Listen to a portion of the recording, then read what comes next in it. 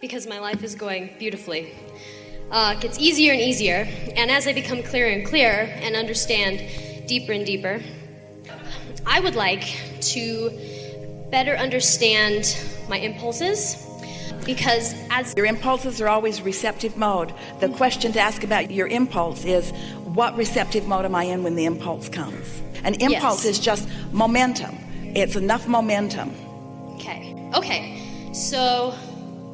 which means law of attraction's been working on it. And so there's a stream going, and you've synced up with that stream, and so you get an impulse.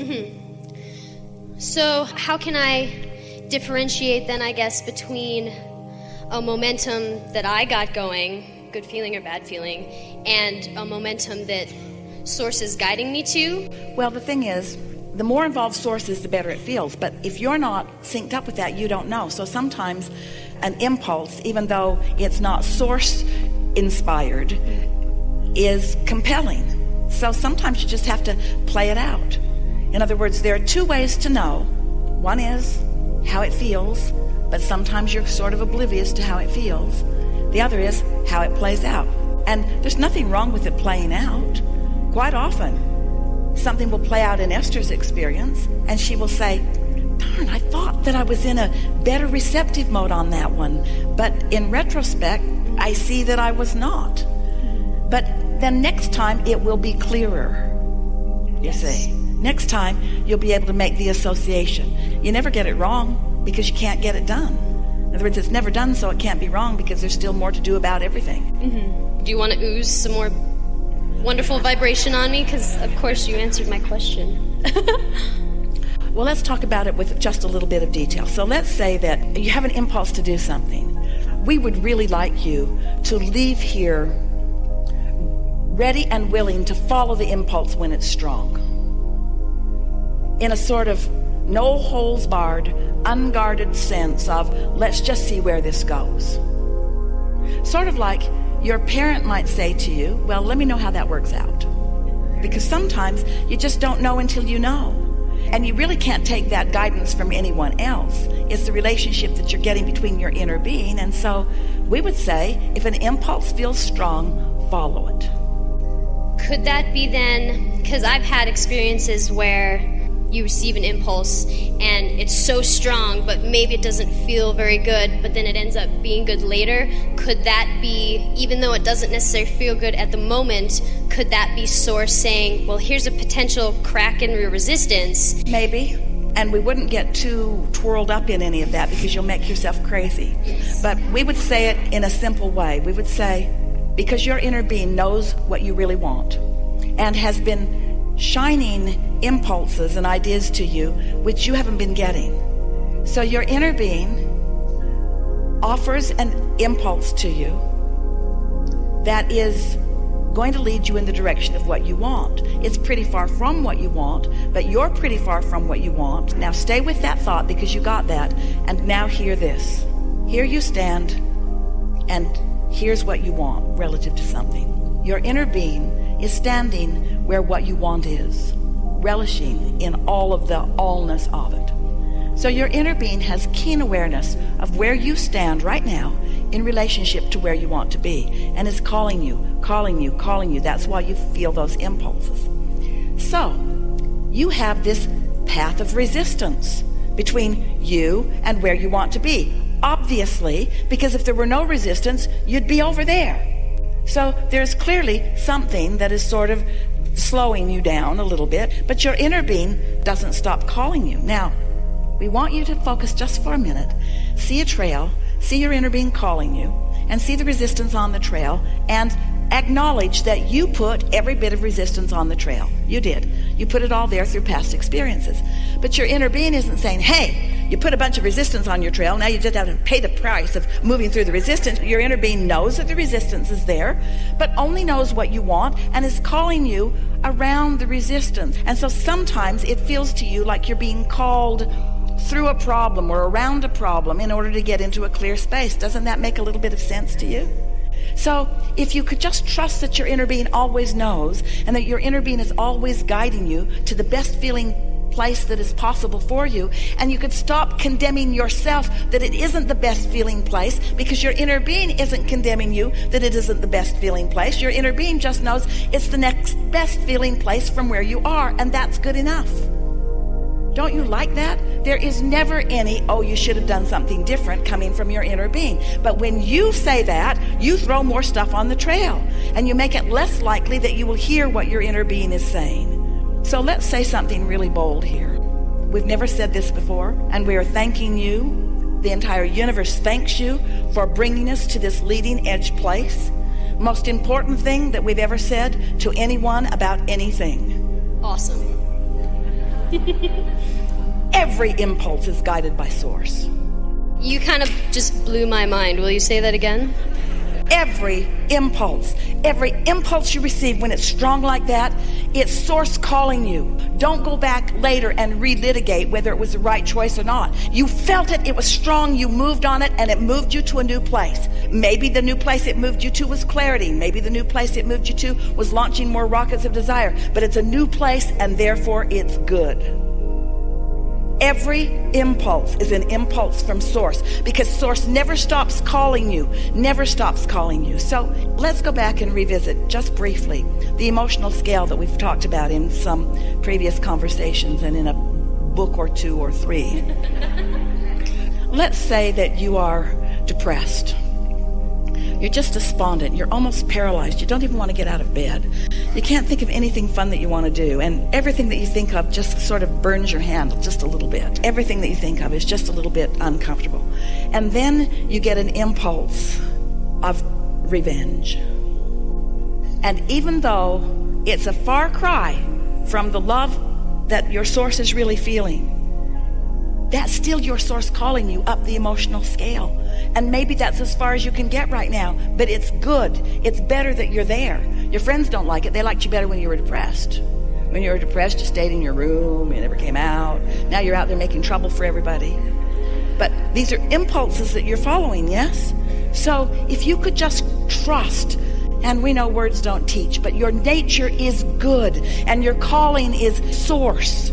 And so any impulse that you get, any impulse is better than not following any. And when they're strong like that, follow them. And the attitude that we would have about it is, oh, let's see where this goes. And let's see really where this was coming from. In other words, because words don't teach, so might as well go for this and see what's in it, see what juice is in it.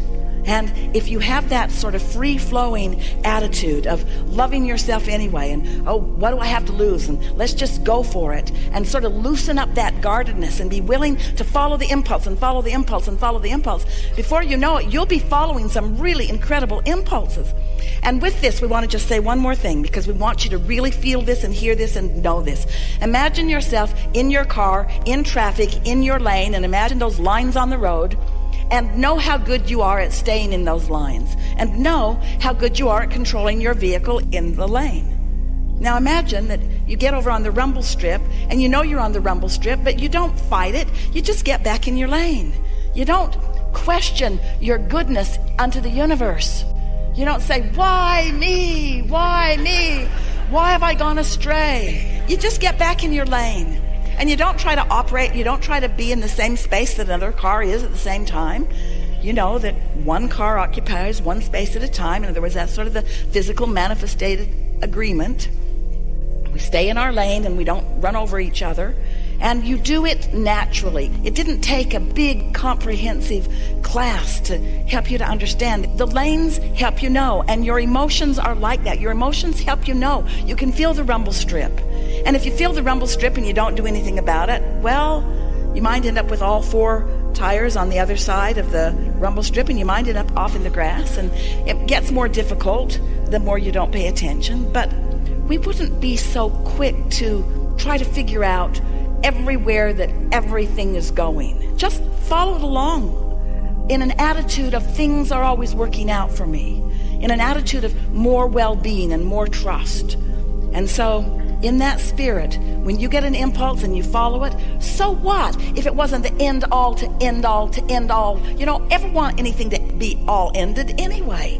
It was just a step into more clarity at a minimum. and a step into more allowing at a maximum, and it's usually somewhere in between, and it's all good. There's nothing serious going on here. Thank you so much. I've been following you for many, many years. It's a great honor to be here. All right, so 2 questions were popping when you called on me. The first, or one was popping, I have 2. I work with horses, and I work with human beings to develop their emotional and spiritual awareness with horses. And I also just work with my horses.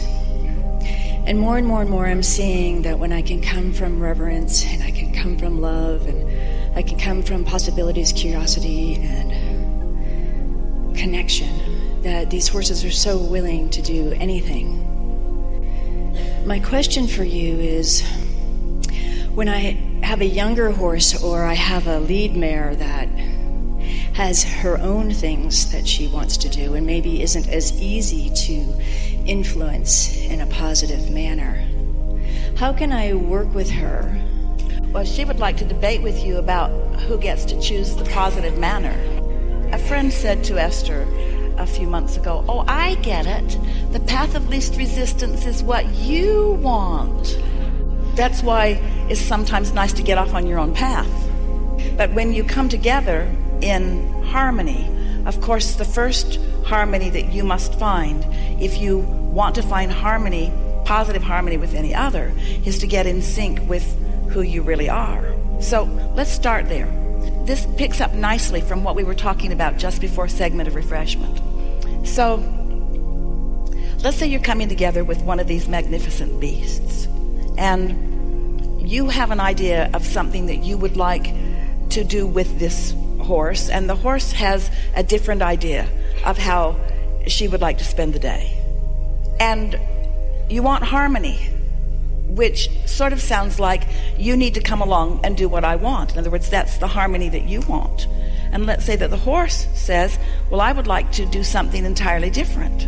So how do you find harmony, whether it's with 2 humans or 2 horses or a human and a horse? In other words, how does the harmony come about?